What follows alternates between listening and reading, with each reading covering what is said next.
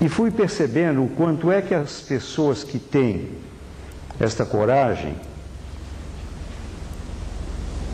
e é curioso porque esta coragem frequentemente é confundida também com covardia. E eu acredito, inclusive, que a fronteira entre essas duas catalogações seja muito sutil, muito tênue.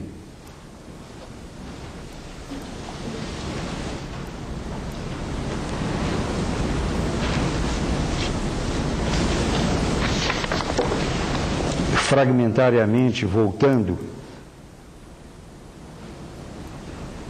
a minha primeira preocupação foi nos últimos tempos de vida da minha mãe, que estava mais doente. E aí eu percebi o quanto era complicado o silêncio opressivo que se fazia em torno dela e a hipocrisia de uma informação de eternidade que, obviamente, ela não admitia. E eu comecei a conversar com ela sobre isso. E num determinado instante, inspirado num livro que talvez vocês já tenham lido, aqueles que não leram eu recomendaria, que é o livro Tibetano dos Mortos, eu pensei comigo, essa dura tarefa não tem para quem eu delegue. Eu, como filho, vou ter que executá-la. Do mesmo jeito que ela, pelos ínvios caminhos do destino, me trouxe para a vida, eu vou ter que ajudá-la a entrar, penetrar e transcender para a morte. E nós começamos a conversar sobre isso.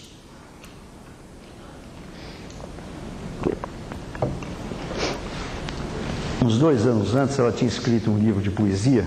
Ela era semi-analfabeta, mas era inspirada. E ela resolveu dedicar o livro a Jorge Luiz Borges, o grande escritor argentino.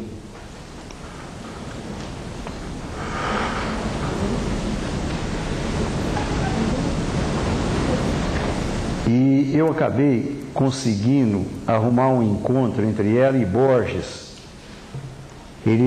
Ela se comprometeu a ir até Buenos Aires para conhecê-lo.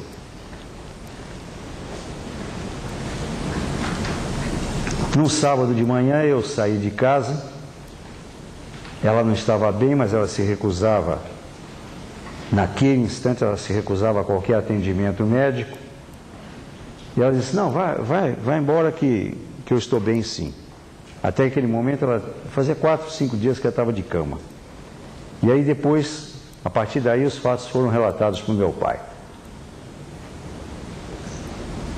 Ela estava ouvindo o programa de televisão, um noticioso, do meio-dia, pela televisão, e ela ouviu a notícia que Borges havia falecido em Buenos Aires.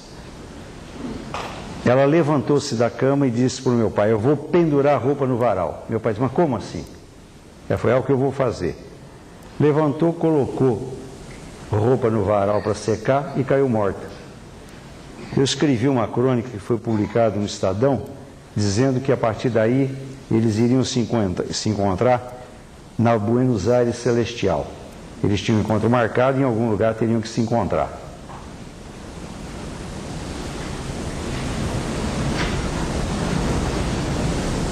Vocês todos conhecem a lenda de Sherazade.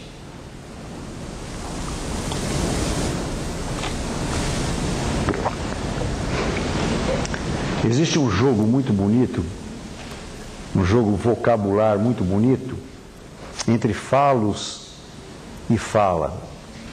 O sultão tem o falos, ele tem o poder de matar. E Sherazade fala e conta uma história. Em geral, as interpretações que eu tenho lido é que ela conta a história e ela deixa que a história tenha uma rede que continua. e ele, por curiosidade, não mata para saber a continuação da história. Eu fiz uma interpretação numa licença poética diferenciada. Na realidade, eu acho que ela fala e conta a história para não morrer. Eu acho que a preocupação dela não é ser assassinada pelo sultão. É preciso falar para não morrer. E é claro que essa fala tem que ser a nossa fala, a fala de cada um de nós. A nossa história, a história que a gente está vivendo e contando. Porque senão a gente se transforma num zumbi, num morto-vivo. A gente fala a fala alheia, a fala do outro. Esta traição é uma forma de morte que é relatada por quase todos os filósofos que discutem a questão da morte, no sentido de que ela não tem esse caráter de despedida final, mas que existe um processo permanente de fênix, através do qual a gente renasce das próprias cinzas.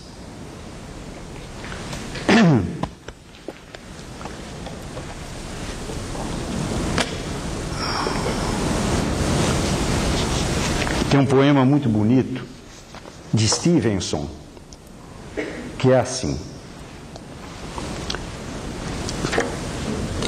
sob o céu ermo e estrelado, abram a cova e me deixem deitar. Feliz eu vivi e feliz eu morro, e me deitei com uma última vontade. Gravem este verso para mim. Jaz ele aqui onde ansiava estar. De volta o marinheiro, de volta do mar, e o caçador de volta das montanhas.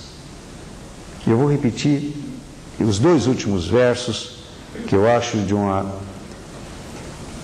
síntese extraordinária de uma outra visagem em relação à morte. Eu escrevi agora o prefácio de um clássico do Felipe Arias, chamado História da Morte no Ocidente. E você vai percebendo o quanto é que a morte foi transformada num terror e relacionada sempre, culturalmente, com uma ideia de punição.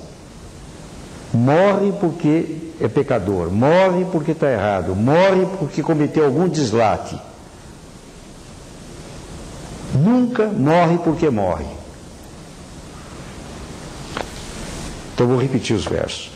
De volta o marinheiro, de volta do mar, e o caçador de volta das montanhas.